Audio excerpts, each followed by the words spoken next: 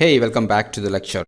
So in the previous lecture, you understood about call stack usage, isn't it? So in this lecture, let me talk about the usage of watch windows. So sometime what happens is that in your debugging session, you have to observe variable contents and some of the pointer contents during runtime of the project. So in that case, the IDE, usually all the IDEs will provide something called watch windows. So just go to view and click on watch window. So let me give you an example to understand this. So now let's say we have one program, and let's say I go under this function, and let's say I want to observe what is the value of this num. So what I do is I just select this and I just drag and drop here, and then I go under this function, and let's say I want to observe the value of this. So what I do is I just select, drag and drop, and I do for this also.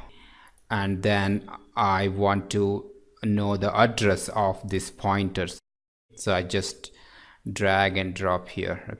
And I also want to know the address of this function, so I drag and drop this function here. So now what I do is I just kill all the breakpoints and I just run, and I stop, and here you can see that the key says that some values cannot be evaluated. That's fine, but look at the function. Okay, it is saying that this function is actually at this location, and this is the type of that function.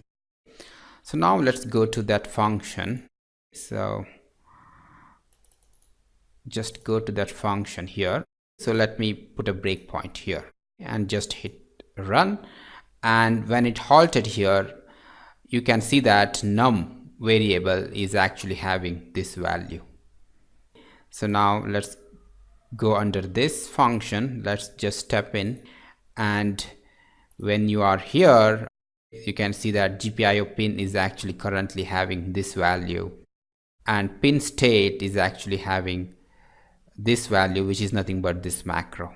And it is also saying you that GPIO X is having this address.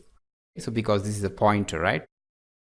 So this will be useful to know whether a pointer is really having a valid address or a null pointer, etc.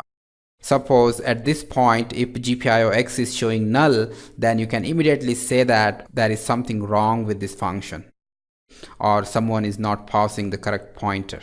So in those cases, it will be helpful. So, and it is also saying that this function is at this address. Okay, so that's the use of watch window, where you can watch various variable contents, the pointer contents during runtime of the program. So for that, watch window is used, and I suggest you to experiment more on this, and if you have any questions, you can ask me. Great, so that's about watch windows.